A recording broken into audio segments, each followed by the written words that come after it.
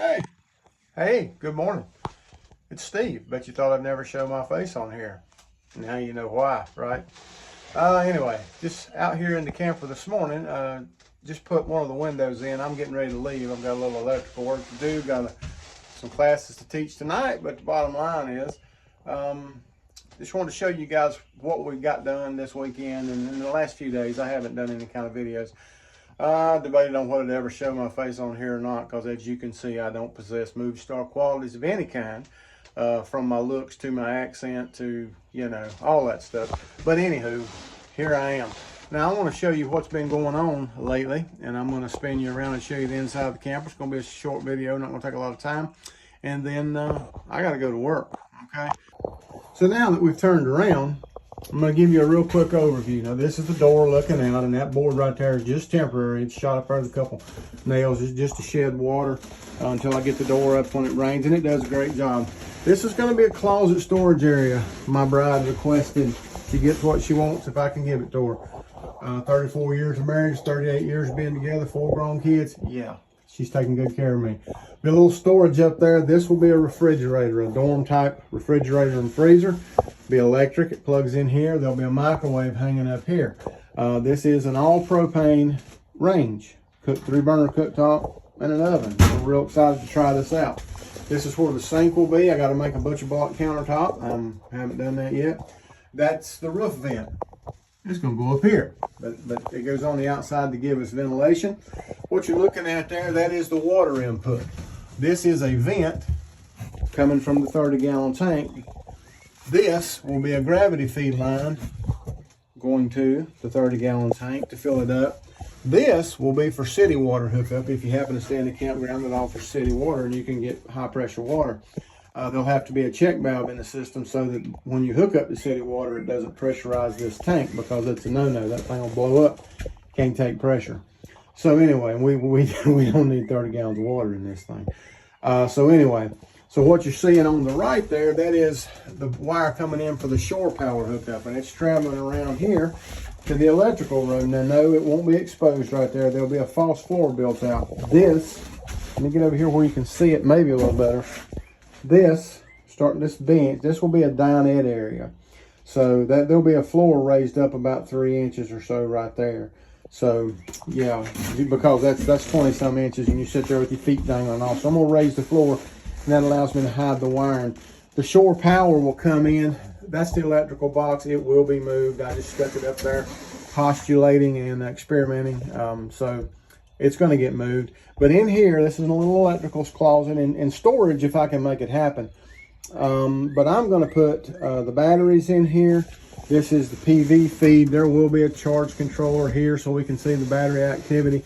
There'll be a DC fuse block to carry our DC loads, our lighting, our pump for our water, our in-house water.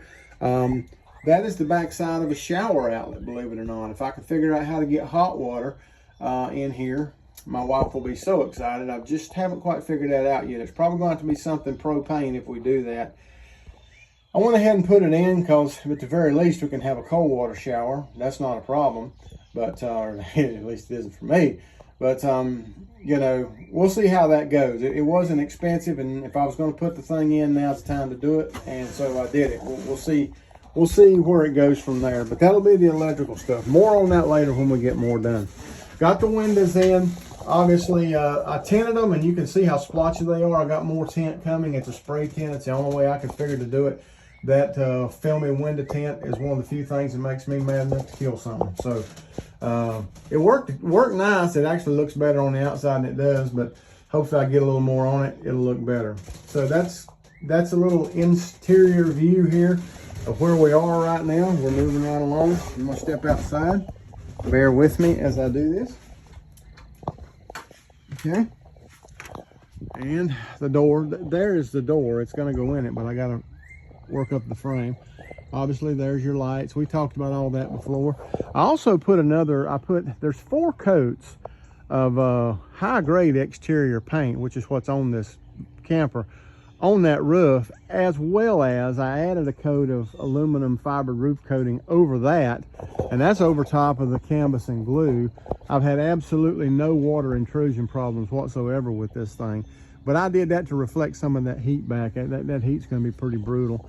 But this is the outside of that shower connection. It's got a little key lock that hooks it up. I still haven't cut my access ports there yet. I got to get that done, but there's a tie down that goes all the way through. There's the front window. Got to fix this this canvas. Oh, still get aggravated every time I think about it. That just didn't work out well. I got to come up with something else. This is the other side, and you can see the splotch on that window tint. Got to get it a little thicker. This is the outside of, this is the Shore power hookup, 120 volts, 30 amps. I don't have the key, but that is the water input hookup. And again, the other anchor, I got to cut the access port. So, you know, we're moving along. We're getting there. We are getting there. I'm neglecting the garden. I got to spend some time in there this week. I hope my maters and stuff have maybe sprouted, or maybe they will really soon. I haven't had a chance to look at them yet or even see. There's the PV panel that's going on the top. That is a 365 watt, 40 volt panel.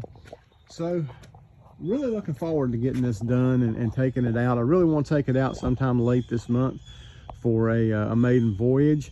Make sure all is kosher and work out kinks before I strap it down and try to take it to Yellowstone.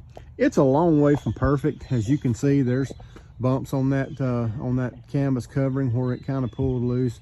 In spots, there's bubbles. I'm not sure what to do about that, but for now, I just ain't gonna screw with it.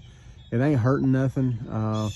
It's completely covered with the paint. There's no gaps in it. Water's not getting in it.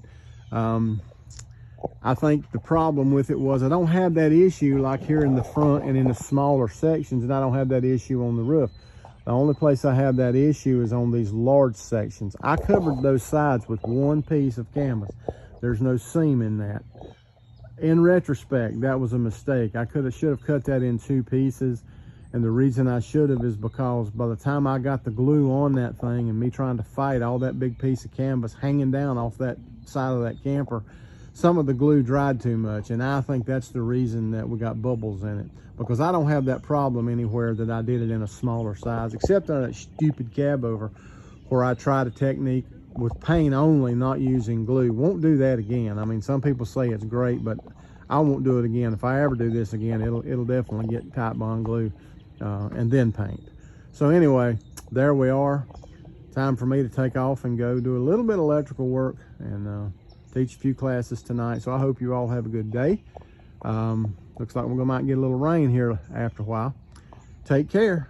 Bye.